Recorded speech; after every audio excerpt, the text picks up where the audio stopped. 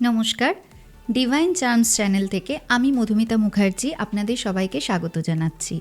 আজকে আলোচনার বিষয়বস্তু মাঙ্গলিক যোগ। আপনাদের মধ্যে অনেকেরই প্রশ্ন থাকে যে আমি মাঙ্গলিক বা মাঙ্গলিক নই, আমার পার্টনার মাঙ্গলিক, তাহলে কি আমাদের বিয়ে ভেঙে যাবে?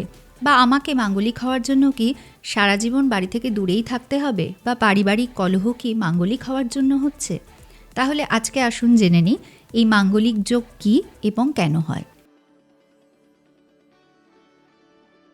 নবগ্রহের মধ্যে মঙ্গল একটি ভীষণ ইম্পর্ট্যান্ট প্ল্যানেট। মঙ্গল আমাদের শরীরে রক্তের এবং মাংসপেশির কারকতাকে বোঝায়। অর্থাৎ আমরা লাইফে যা অ্যাকশন করে থাকি না কেন তার অনেকটাই কিন্তু এই মঙ্গলের দ্বারা নিয়ন্ত্রিত হয়। ব্যক্তির চার্টে সে মাঙ্গলিক তখন হয় যখন তার লগ্নে বা চতুর্থভাবে বা সপ্তম এবং অষ্টম বা দ্বাদশভাবে মঙ্গল অবস্থান করে। লগ্নভাব তার দেহ অর্থাৎ তার নিজের শরীরকে বোঝায়। তাই লগ্নে যদি মঙ্গলের অবস্থান হয় তাহলে সেই ক্ষেত্রে ব্যক্তি অত্যন্ত সাহসী, ঝুঁকিপ্রবণ এবং তা কখনো কখনো কিন্তু নেতিবাচক দিকেও যেতে পারে যদি মঙ্গল শত্রুর ঘরে অবস্থান করে।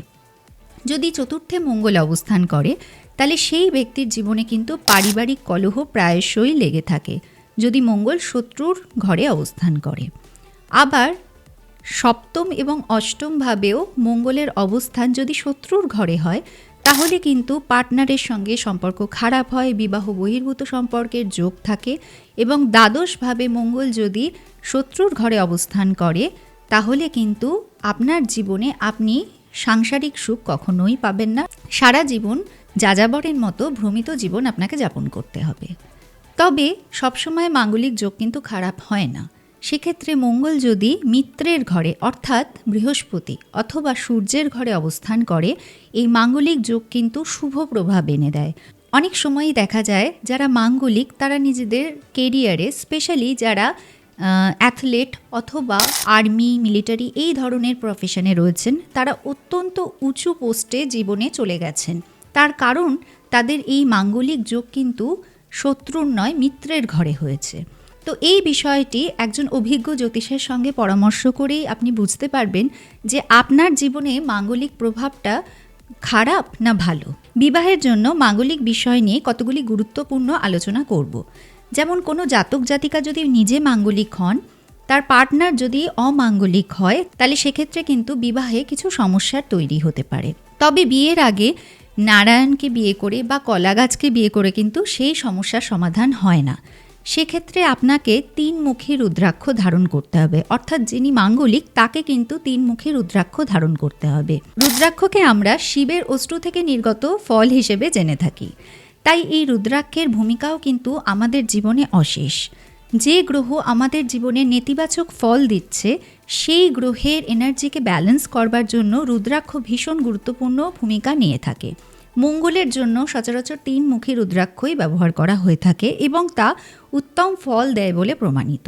তাই যদি কোনো ব্যক্তি মাঙ্গলিক হন এবং তার জীবনে মঙ্গলের কুপ্রভাবের জন্য নানা রকম ঝামেলার সৃষ্টি প্রায়শই হয়ে থাকে, তবে তার অবিলম্বে 3-মুখী রুদ্রাক্ষ বিধিসম্মত উপায় ধারণ করা উচিত। এই রুদ্রাক্ষ ধারণের কোনো রকম কোনো সাইড এফেক্ট হয় না, তাই আপনি চোখ বন্ধ করে ভরসা করে এই রুদ্রাক্ষ ধারণ করতে পারেন। রুদ্রাক্ষ সাধারণত গলায় ধারণ করাই উচিত। আপনি রূপো বা সোনার চেনে রুদ্রাক্ষ গলায় লকেট করে পরতে পারেন অথবা কালো কারেও রুদ্রাক্ষ পরা যায়।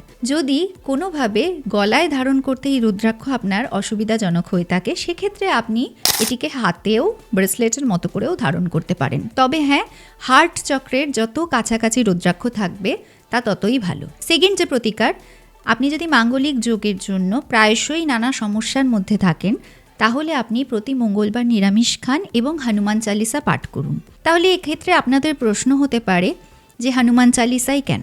দেখুন, হনুমানজি হচ্ছেন শক্তির আধার। তার মধ্যে প্রচুর শক্তি, প্রচুর এনার্জি ছিল, কিন্তু তিনি ভগবান রামে সমর্পিত ছিলেন এবং তার যে এনার্জিকে তাকে ব্যালেন্স করেছেন।